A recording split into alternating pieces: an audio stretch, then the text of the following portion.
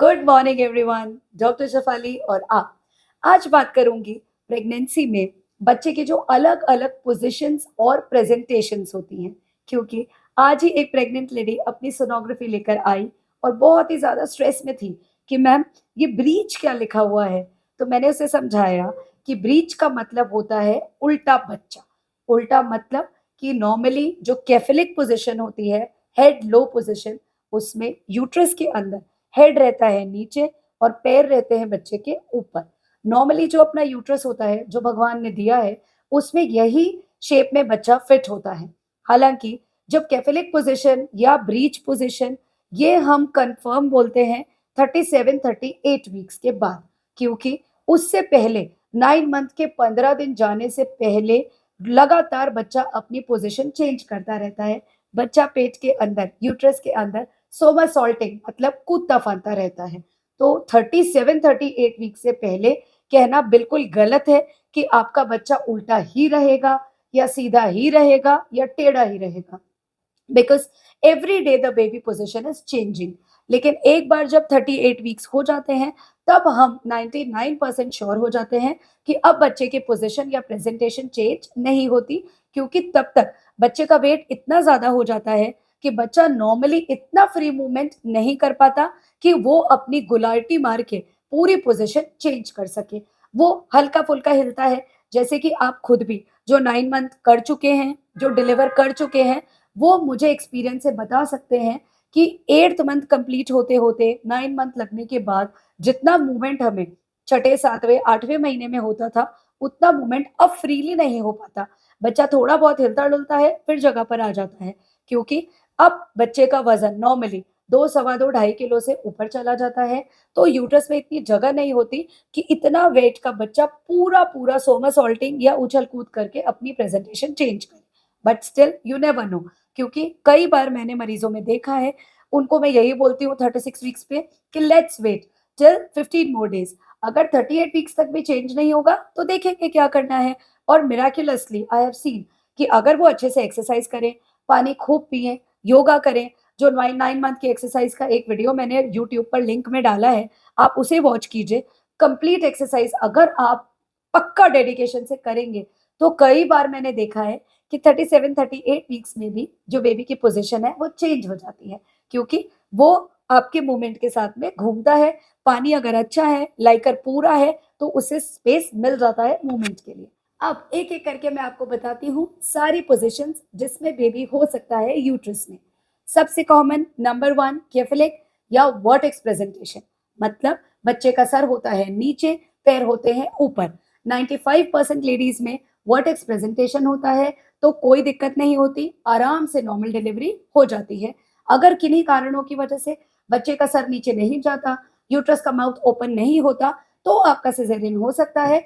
Otherwise position को लेकर के कभी भी वर्टेक्स में हम सिज़ेरियन नहीं करते। सेकंड होता है ऑब्लिक। ऑब्लिक का मतलब है कि आपकी पोज़ीशन तो कैफेलिक है, मतलब बच्चे का हेड तो नीचे है, लेकिन प्रेज़ेंटेशन वर्टेक्स ना होकर के ऑब्लिक है। वर्टेक्स प्रेज़ेंटेशन होता है जिसमें कि बच्चे का हेड नीचे होता है और जो बच्चे का हेड है, वो जो माँ की पेल्विक बोन होती है, उसके सिनोनिमस होता है, मतलब उसके साथ मैच किया हुआ होता है। ऑब्लिक पोज़ीशन में, ऑब्लिक प्रेज़ेंटेशन में आपका हेड तो नीचे रहेगा, लेकिन पेल्विक बोन से थोड़ा टेढ़ा होगा, मतलब कि डायरेक्टली नीचे नहीं होगा। तो ऑब्लिक पोज़ीशन में भी कई बार बच्चे का हेड यदि ऑब्लिक से सीधा नहीं हुआ, पेल्विक बोन के अंदर नहीं गया, तो लास्ट मोमेंट पर जब लेबर पेन आते हैं, हम लोग वेट करते हैं कि ऑब्लिक से टेढ़े से बच्चे का हेड सीधा होकर के पेल्विक बोन के अंदर घुस के नीचे से नॉर्मल डिलीवरी हो जाए, तो उन कारणों में भी सिज़ेरियन सेक्शन हो सकता है, क्योंकि यदि बच्चे का हेड टेढ़ा रहेगा, तो वो बोन के अंदर नहीं घुसेगा, तो नॉर्मल डिलीवरी में दिक्कत आएगी। सेकंड होता है जिसे हम कहते हैं ब्रीच पोज़ीशन। ब्रीच पोज़ीशन मतलब उल्टा बच्चा, जो बहुत आम भाषा में मरीज़ आकर के मुझे पूछता है।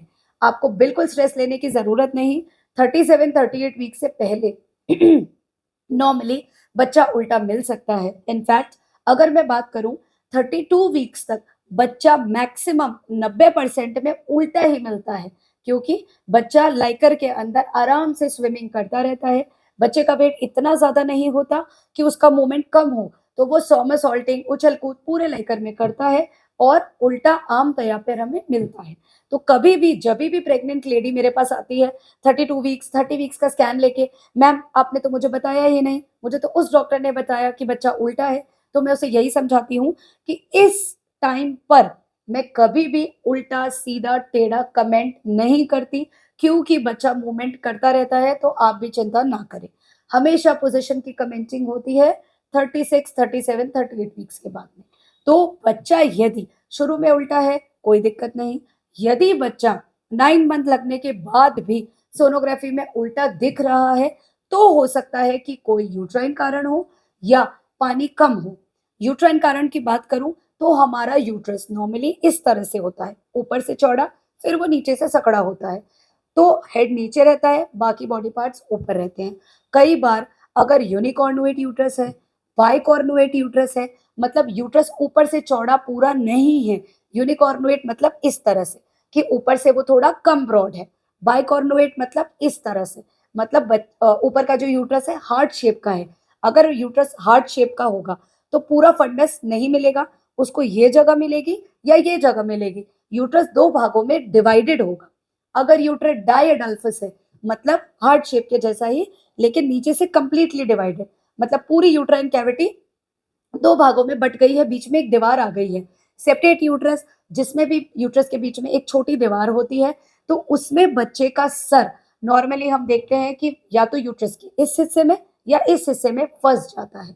तो पैर हमें नीचे मिलते हैं, तो ब्रीच पोज़ीशन या उल्टी पोज़ीशन यूट्रस एब्नॉर्मैलिटीज़ की वजह से, जिसमें हमारा ऊपर का स्पेस सकड़ा है, इनमें बहुत कॉमनली हमको मिलती है। सेकंड कारण हो सकता है कि हमारा पानी पूरा नहीं, ओलिगोहाइड्रेमनियोस है, जिसकी वजह से यूट्रस में बच्चा पूरा घूमता नहीं है और उल्टी पोज़ीशन में ही रह जाता है। तीसरा, यदि हमें आंवल की, प्लेज़ेंटा की कुछ एब्नॉर्मैलिटीज़ हैं, तो भी हम देखते हैं कि बच्चा हमें उल्टा मिलता है। आईयूजीआर बच्चा, वीक बच्चा है, अगर उसका वेट एडिक्वेट नहीं है, तो भी बच्चा पूरा अच्छे से घूम नहीं पाता, जिसमें भी हमें ब्रीच पोज़ीशन मिलती है। तो ये सब कारण हैं उल्टी पोज़ीशंस के। अगर इनमें से कोई भी कारण आपको मिल रहा है, तो चांसेस है कि बच्चा 38, 39 वीक्स, मतलब 9 मंथ कंप्लीट होते-होते भी उल्टा रहेगा।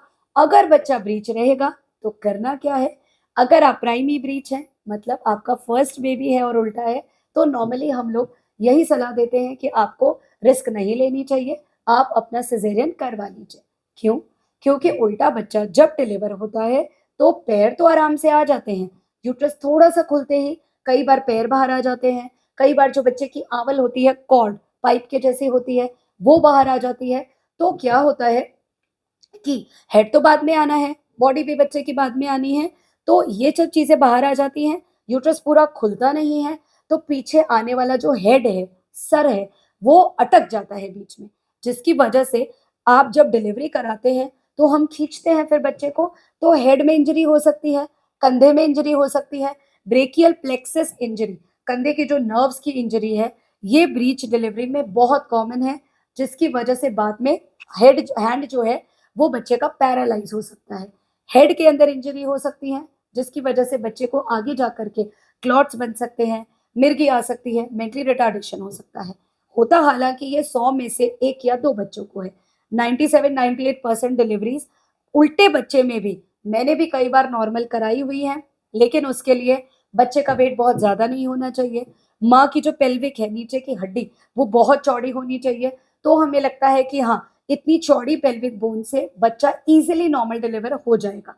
साथ में ब्रीच में भी कई पोज़ीशंस होती हैं, जैसे कि फुटलिंग पोज़ीशन होती है और आपका कई बार तो बटक्स पोज़ीशन होती है।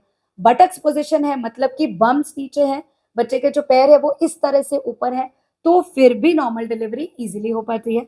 अगर फुटलिंग पोज़ीशन है, कई बार बच्चा क्या करता है कि बम्स नीचे होते हैं बटक्स, लेकिन जो नी जॉइंट होता है, उस पे वापस से जो लेग होता है वो फ्लेक्स हो जाता है। तो बम्प्स के साथ में हमें फुट भी मिलते हैं। तो वो पोज़ीशन थोड़ी-सी डेंजरस होती है, क्योंकि उसमें बटक्स के साथ में जो लेग्स होते हैं बच्चे के, फुट होते हैं, वो भी फँस जाते हैं। तो उन कंडीशंस में कई बार फुटलिंग पोज़ीशन होती है। डायरेक्टली बटक्स तो ऊपर ही रहते हैं, लेकिन दोनों फुट नीचे आ जाते हैं। तो इन पोज़ीशंस में अगर आप लेबर में जाते हैं, तो चांसेस रहते हैं कि आपका कॉर्ड बाहर आ सकता है। अवल बाहर आ सकती है, जिसे हम कॉर्ड प्रोलैप्स कहते हैं। तो इन कंडीशंस में आपको रिस्क नहीं लेनी। अगर आपको सिज़ेरियन बताया गया है तो आप सिज़ेरियन करवा लीजिए, आप रिस्क से बच जाएँगे। कई बार हम लेडीज़ को बोलते हैं, उनके घर वालों को बोलते हैं, वो साइन भी दे देते हैं, कंसेंट दे देते हैं कि ठीक है मैडम, हम रिस्क लेने को तैयार हैं, आप नॉर्मल करा दीजिए। 10 में से जैसे मैंने कहा 9 नॉर्मल हो भी जाते हैं, लेकिन 10 बच्चे यदि अटक जाएँ उस समय तो उन्हें हाथों का पैरालिसिस, ब्रेन की डैमेज, सर में डैमेज ये हो सकता है। तो आप अपना कॉन्शियस देख करके, सोच समझ करके फिर आगे डिसीजन लेना। यदि आप ब्रीच हैं, पुटलिंग है, अगर आपको रिस्क डॉक्टर ने बताई है तो।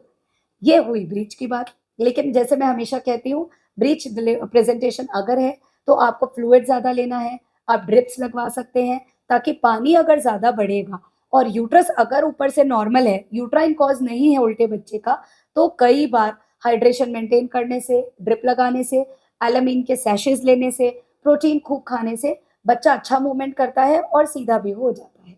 तो ये आपको टिप्स फॉलो करने हैं। साथ में एक और प्रेजेंटेशन या पोजीशन ट्रांसवर्स, जिसमें बच्चा आड़ा होता है। अगर आपका 9 मंथ लग चुका है, 15 डेज़ हो चुके हैं और अगर सोनोग्राफी में बच्चा आड़ा ट्रांसवर्स आ रहा है, तो प्लीज़ बिल्कुल भी रिस्क नहीं लेनी, उसमें डेफ़िनेटली आपको सिज़ेरियन करवाना है। क्यों? आड़े बच्चे में आप देखिए, नीचे जो यूट्रस का माउथ है, उसमें ना तो पैर हैं, ना सर है, वो खाली रहता है। तो जैसे ही आपको लेबर पेन आएँगे, नॉर्मली बच्चा टेढ़ा है, तो आप सोचिए कि इस तरह से है, तो उसका जो ये वाला हाथ है, जो नीचे की तरफ है, नॉर्मली लेबर पेन आते ही, यूट्रस खुलते ही वो हाथ नीचे आ जाता है, जिसे हम कहते हैं हैंड प्रोलैप्स। हाथ के साथ में कॉर्ड भी बाहर आ जाती है, जिसकी वजह से बच्चा फँस जाता है। हैंड को हम कभी भी डिलीवर नहीं करा सकते। हैंड प्रोलैप्स के पेशेंट अब तो फिर भी कम हो गए हैं क्योंकि अवेयरनेस बहुत बढ़ गई है, अल्ट्रासाउंड बढ़ गए हैं, लोग डॉक्टर की बात मानने लग गए हैं, कॉम्प्लिकेशंस देखने लग गए हैं। तो हैंड प्रोलैप्स के डर की वजह से ट्रांसवर्स जैसे ही डायग्नोस होता है, 38 वीक्स पर हम पेशेंट को कह देते हैं कि आप इलेक्टिव सिज़ेरियन करा लीजिए। इलेक्टिव मतलब दर्द आने से पहले, क्योंकि यदि पेन आ गए और यूट्रस खुल गया और एक बार अगर हाथ झटके से बाहर आ गया तो बच्चे को और आपको बचाना मुश्किल हो जाएगा, क्योंकि लेबर पेन की वजह से आप ऑब्स्ट्रक्टेड लेबर मतलब लंबे लेबर में चले जाएंगे। बच्चा तो नीचे आएगा नहीं, नीचे आया हुआ हाथ नीला पड़ जाएगा, बच्चे की जान को खतरा हो जाएगा। साथ साथ में लंबे दर्द आने की वजह से आपका भी यूट्रस खतरे में आ जाएगा, आपकी जान भी खतरे में आएगी। तो इस ऑब्स्ट्रक्टेड लेबर, लंबे लेबर को नहीं झेलना। आप पहले से ही कॉन्शियस रहें। अगर डॉक्टर ने सोनोग्राफी करके 38-39 वीक्स पे आपको बता दिया है कि टेढ़ा बच्चा है, 100% आप इलेक्टिव सिज़ेरियन प्लीज़ करा लीजिए। हम ये वीडियो इसीलिए बनाते हैं, आपकी अवेयरनेस बढ़े, आपको पहले से ही पता हो, नॉलेज हो कि डॉक्टर जो आपको सलाह दे रहे हैं, वो सही है, आप उन पर अमल करें, क्योंकि आपकी जान और बच्चे की जान बचाना हमारा कर्तव्य है। इसीलिए हमने पढ़ाई की है। और इंडिया में मैं चाहती हूँ maternal mortality rate, neonatal mortality rate बिल्कुल कम हो जाए। मतलब माँ की जान को लेबर के दौरान खतरा, 9 मंथ में खतरा, बच्चा जब पैदा होता है तो रोता नहीं है, कई बार एक्सपायर हो जाता है, इसे नियोनेटल मोर्टेलिटी कहते हैं। हम चाहते हैं हमारे नॉलेज की वजह से, आजकल इंटरनेट की अवेलेबिलिटी की वजह से आप लोग भी अवेयर हैं, यूट्यूब पे वीडियोज़ देखते रहते हैं, तो ये नॉलेज काम आना चाहिए, कोई भी माँ खतरे में नहीं रहनी चाहिए।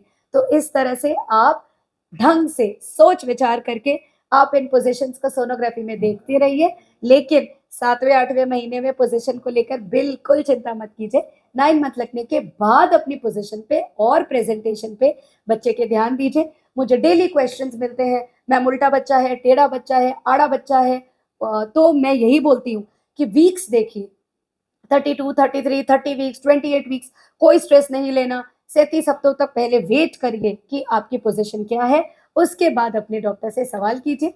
आप उनसे नहीं कर पाते, मैं बैठी हूँ आपके लिए, मुझसे सवाल कीजिए। वीडियोज़ आपके लिए इसीलिए तो मैं बनाती हूँ। सबसे ज़्यादा सवाल जिस टॉपिक पर मुझे मिलते हैं, मैं लग जाती हूँ अगले दिन वीडियो बनाने। तो आप चैनल सब्सक्राइब कीजिए, वीडियोज़ पे कमेंट कीजिए, कोई चीज़ नहीं पसंद आ रही वो भी मुझे बताइए ताकि मैं और इम्प्रूव कर सकूँ। Love you all. Stay healthy, stay positive.